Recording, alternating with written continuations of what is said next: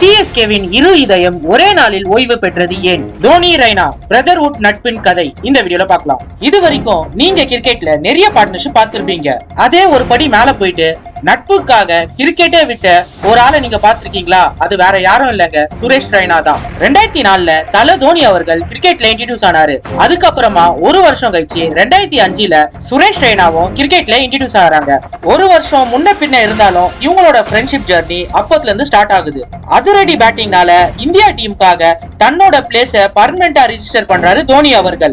இன்னொரு பக்கம் பாத்தீங்கன்னா சுரேஷ் ரெய்னாக்கு டீம்ல சரியான பிளேஸ் கிடைக்காம இன்னன் அவுட்டா இருக்காரு. 2007 T20 வேர்ல்ட் கப் ஜெயிச்சிட்ட பிறகு இந்தியாவின் ஃபுல் டைம் கேப்டனா தோனி அவர்கள் டேக் சார்ஜ் பண்றாரு. அதுக்கப்புறமா 2008ல சுரேஷ் ரெய்னாக்கு இந்தியா டீம்ல விளையாடுறதுக்காக ரீஎன்ட்ரி கிடைக்குது. வாய்ப்பை நல்லாவே பயன்படுத்திக்கிற ரெய்னா அவர்கள் இந்தியா டீமுக்காக 3 ஃபார்மேட்லயும் தன்னோட பிளேஸ ரிஜிஸ்டர் பண்றாரு. தன்னோட கரியர்ல ஆடின 90% ஆஃப் மேட்ச்ல MS தோனி தான் இந்தியாவின் கேப்டனா இருந்தாரு. அதனால அவருக்கு நிறைய பேக்கப் கிடைச்சது. 2014ல தோனி அவர்கள் டெஸ்ட்ல இருந்து ரிட்டையர்மெண்ட் அனௌன்ஸ் பண்ணாரு. அதுக்கப்புறமா ரெய்னாக்கு டெஸ்ட்ல விளையாடுறதுக்கு வாய்ப்பே கிடைக்கல.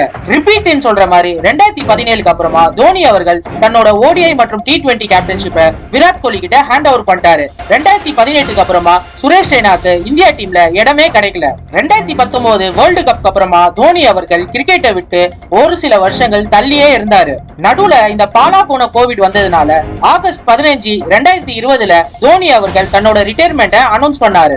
அவர் அனௌன்ஸ் பண்ண ஒரு சில நிமிஷத்துக்கு அப்புறமா சுரேஷ் ரெய்னாவும் தன்னோட ரிட்டையர்மெண்ட் டிசிஷனை அனௌன்ஸ் பண்ணியிருந்தாரு. தோனி அதிர்ச்சியை தாங்க முடியாத இருந்த ரசிகர்களுக்கு மேலும் இன்ப அதிர்ச்சி கொடுக்கிற மாதிரி சுரேஷ் ரெய்னாவும் தன்னோட ரிட்டையர்மெண்ட் டிசிஷனை அனௌன்ஸ் பண்ணியிருந்தாரு. அவருக்கு வயசு இருந்தது. அவர் நினைச்சிருந்தாருன்னா இந்தியா டீமுக்கு கண்டிப்பா கம்பேக் கொடுத்திருக்கலாம். இந்த மனுஷனுக்கு உண்மையா சொல்ல போனா சுயநலமும் ஒண்ணு கிடையாதுங்க. ஏன்னா அவரை பத்தி யோசிச்சிருந்தாருன்னா இது வரைக்கும் கண்டிப்பா கிரிக்கெட் விளையாடி இருப்பாரு. ஏர்லி ஸ்டேஜஸ்ல தனக்கு வாய்ப்பு கொடுத்த தோனிக்கு விசுவாசமா இருக்கணும்னு சொல்லிட்டு இந்த முடிவை அவர் எடுத்திருந்தாருங்க. 2020 பர்சனல் ரீசன்ஸ்க்காக சிஎஸ்கே விட்டு விலகின அவருக்கு 2022க்கு அப்புறமா சிஎஸ்கேக்காக விளையாடுறதுக்கு வாய்ப்பே கிடைக்கல.